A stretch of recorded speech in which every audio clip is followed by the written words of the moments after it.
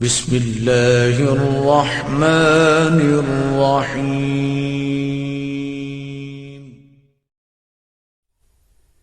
تمام حدیث کی کتابوں کو دیکھ جائیے، حضور علیہ الصلوۃ والسلام کی کوئی ایک مکمل تقریر کہیں نہیں ملے گی آپ کو۔ کیا المیہ ہے! حضور کے خطبات جمعہ کہاں چلے گئے؟ خطبات جمعہ کے علاوہ خطبات عید کہاں گئے؟ خطبات عید الاضحیٰ کہاں گئے؟ مختلف مواقع کے خطبات کہاں گئے؟ یہ ایک سطر کی حدیث، 2 سطر کی حدیث، 3-4 سطروں کی حدیث، اس سے زیادہ عموماً نہیں ملتی۔ کیا یہی حق حفاظت کلام پیغمبر ہے جو ادا کیا ہے لوگوں نے؟ بس ایک سوالیہ نشان چھوڑ کر آگے بڑھ رہا ہوں۔ اس پر کسی اور جگہ میں گفتگو کر چکا ہوں، لیکن اس وقت چونکہ ظاہر ہے ہر سطح کے لوگ سن رہے ہیں، ایک دہائی دی جاتی ہے اور نعوذ باللہ جیسے احسان جتایا جاتا ہے، فلاں فلاں محدثین نے بڑی عرق ریزی کی سنت مصطفیٰ کو جمع کرنے میں، سنت مصطفیٰ کو جمع کر، حدیث پیغمبر کو جمع کرنے میں اس امت نے بڑی قربانیاں دی، اور اس کے بعد کیا ہوا؟ کوئی ایک مکمل خطبہ بھی محفوظ نہ رہ سکا۔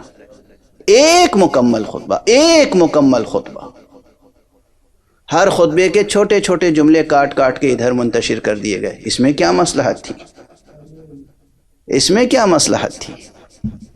اور ایسے بھی تھے جنہوں نے پیغمبر کی حیات طیبہ میں حدیثیں خود سن کر لکھیں اور اپنی بیٹی کے پاس محفوظ رکھ دیا، اور اس کے بعد منگا کر اس مجموعہ فرمان مصطفیٰ کو نظر آتش کر دیا، جلا دیا۔ اور بہانہ کیا تھا؟ خوف یہ ہے کہ کہیں قرآن میں خلط ملط نہ ہو جائے۔ پوری زندگی رسول کے ساتھ رہے، لہجہ قرآن اور لہجہ محمد میں فرق نہ کر سکے۔ یہی اعجاز قرآن کا ادراک تھا، یہی شعور تھا۔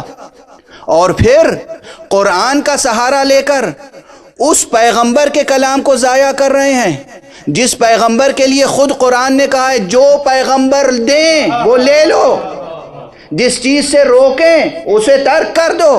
تو پیغمبر نے جو کچھ عطا کیا، جو کچھ دیا، اسے نظر آتش کر رہے ہیں۔ خدا کی قسم کیا امت تھی! ضبط کیجئے گا، ایک جملہ کہے بغیر آگے نہیں بڑھ سکتا۔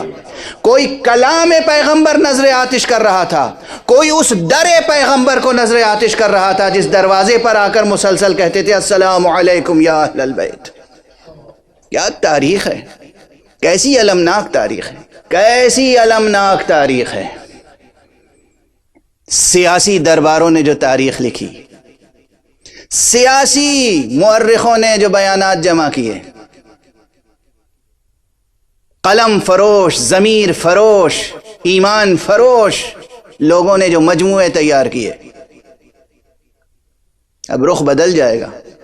میری صحت ساتھ نہیں دیتی، بہت سمیٹ کے، بہت ضبط کر کے میں آتا ہوں اور آپ کے سامنے چند جملے عرض کرنا چاہتا ہوں۔ اگر یہ باب کھل گیا تو پھر درد بھی بڑھ جائے گا سینے کا، اور یہ درد آپ تک منتقل بھی ہوگا تو بہت کربناک ہوگا۔ حضور کی حدیثیں نظر آتش کی گئیں، اور درباروں سے اعلان کیا گیا اصحاب پیغمبر کو، خبردار حدیث رسول بیان نہ کرنا، خبردار حدیث پیغمبر بیان نہ کرنا۔ کیا حفاظت ہے سنت پیغمبر کی! کیا حفاظت ہے!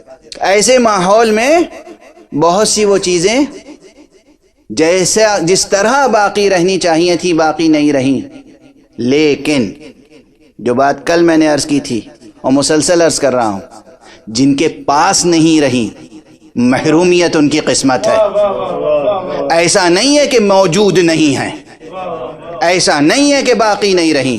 قرآن بھی تحریف سے محفوظ رہا، پورا متن دین تحریف سے محفوظ رہا، چاہے وہ اقلیت کے پاس ہو یا اکثریت کے پاس، ہے تو محفوظ۔ اگر اقلیت کے پاس بھی متن دین، اصل دین، جوہر دین، روح دین اور قرآن مجید محفوظ ہے تو بس محفوظ ہے۔ کوئی یہ نہیں کہہ سکتا کہ آپ کہتے ہیں محفوظ ہے تو تحریف کیسے ہو گئی؟ وہ جنہوں نے تحریف کی، تحریف نہیں کی، فسق اختیار کیا، گناہ کیا، جرم کیا، دین کے دائرے سے خارج ہو گئے۔